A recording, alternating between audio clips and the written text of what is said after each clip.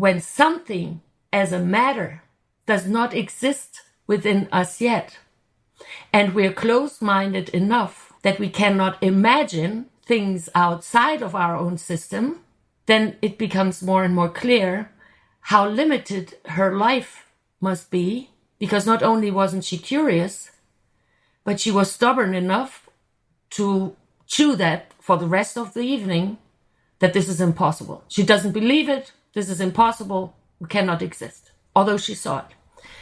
So why do words matter? There are a few things that I tell myself consciously, because I choose specific thoughts and specific sentences that I tell myself throughout the day, more often than not, because I do know that my mind, as yours, we have about 70,000 thoughts a day. Now, can I control most of them? Probably not. And I don't think that we need to fight nature and have our brains do something that it's not made for.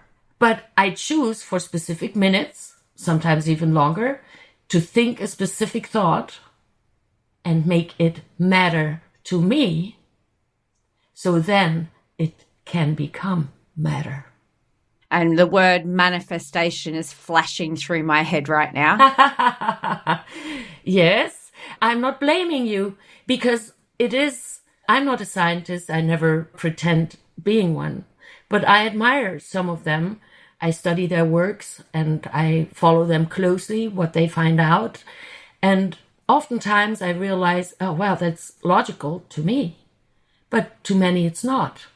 So I see my role to help people building bridges between their map that they have today and reaching out to and towards the impossible based on their knowledge and beliefs today.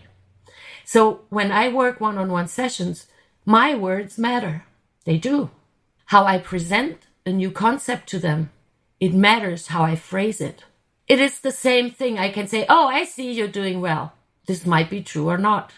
And then we go back to assumptions. But that's a different episode that we just released. Nevertheless, when I'm open-minded and I ask instead a question, and I say, so how are you doing? Then I leave the answer open to you.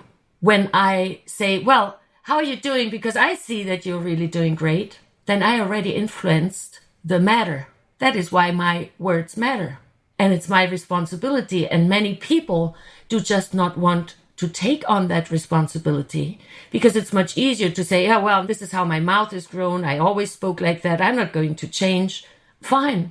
I cannot change your thought about that. And I'm not trying to, because it's your responsibility.